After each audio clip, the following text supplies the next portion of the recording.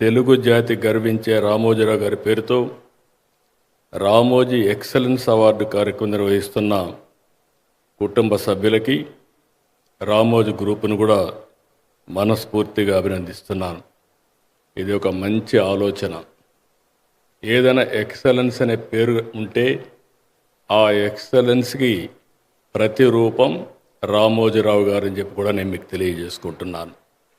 ఒక సాధారణమైన వ్యక్తి అసాధారణమైనటువంటి శక్తిగా తయారు కావడమే కాకుండా ఈరోజు నేను ఆయన గ్రూపులో అందరినీ చూశాను. మామూలు వ్యక్తులు, పల్లెటూరులో ఉండే మామూలు వ్యక్తులను తీసుకొచ్చి ఒక సమర్థవంతమైన నాయకత్వ లక్షణాలు ఇవ్వడమే కాకుండా ఆయన చేసిన పని మనం చూస్తే ఒక ఇన్స్టిట్యూషనలైజ్ చేశాడు.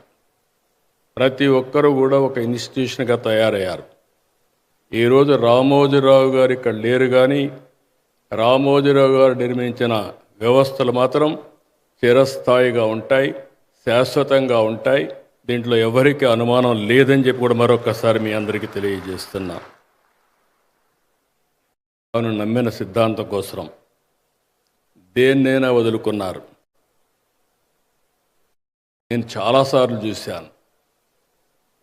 ఆయన జీవితంలో ఏ వ్యక్తిని ఇది నాకు చెయ్యాలి అని అడిగిన సందర్భం లేదు. ఆయన ఫోన్ చేస్తే ఎవరూ కాదనేవాళ్ళు లేరు. ఆయన జీవితంలో నాకు తెలిసినంత వరకు పోరాట యోధుడిగానే మిగిలిపోయాడు తప్ప ఏదైనా సరే నమ్మిన సిద్ధాంతం కోసం జీవితాంతం పోరాడిన ఏకైక వ్యక్తి, నేను చూసిన వ్యక్తి రామోజీరావు గారు అని చెప్పి కూడా నేను మీకు తెలియజేస్తున్నా.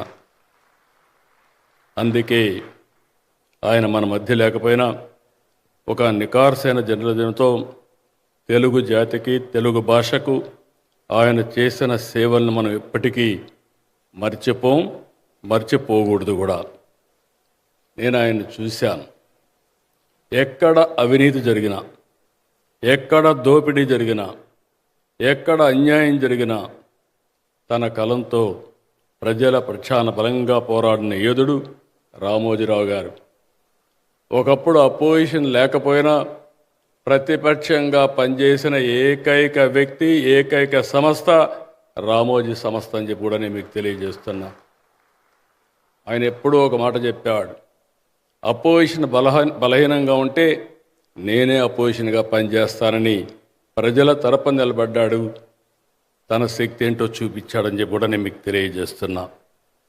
5 దశాబ్దాలు విజయవంతంగా ఇంత ప్రజాదరణతో నడుస్తుందంటే, సగర్వంగా నిలబడిందంటే చిన్న విషయం కాదు. ఆ ఘనత ఒక్క ఈనాడుకే దక్కుతుంది. అలాంటి ఒక ఉన్నతమైన విలువతో స్థాపించిన వ్యవస్థ ఈనాడు అని చెప్పి కూడా నేను మీకు తెలియజేస్తున్నా. ఆ రోజు నేను ఒకసారి ఆయన్ని చూస్తే ఏదో వ్యాపారమే కాకుండా, పేపరే కాకుండా సమాజ సేవలో భాగస్వాములు చేశారు. అది లాతూర్ భూకంపమైనా, ఉధుహుద్ తుఫాన్ అయినా, సునామీ అయినా ఈనాడు గ్రూప్ అందరికంటే ముందుండి ఆయన ఒక పిలిపేయడమే కాకుండా తన సంస్థ నుంచి డబ్బులు ఖర్చు పెట్టి సాయం చేసిన ఘనత అయింది. కేవలం ఏపీ, తెలంగాణనే కాదు, ఒరిస్సా, తమిళనాడు, కేరళ, గుజరాత్, మహారాష్ట్ర ఎక్కడ ఇబ్బంది వచ్చినా అక్కడ ఆయన ముందుండేవాళ్ళు. అనేక సేవా కార్యక్రమాలు చేశారు. ఇంకొక పక్కన రామోజీరావు గారు చూస్తే సమాజానికి ఎంతలా సేవ చేశారో తెలుగు భాష కూడా రామోజీరావు గారు అంతకంటే ఎక్కువ సేవ చేశారు. ఇప్పుడే మాజీ ఉపరాష్ట్రపతి వెంకయ్యనాయుడు గారు, రమణ గారు చెప్పారు, తప్పకుండా ఒక ముఖ్యమంత్రిగా నా బాధ్యతను తెలుగు భాషను కాపాడుకోవడానికి ఏం చేయాలనో చేస్తాం, దానికి రామోజీరావు గారు స్ఫూర్తితో పనిచేస్తామని చెప్పి కూడా మీకు నేను హామీ ఇస్తున్నాను.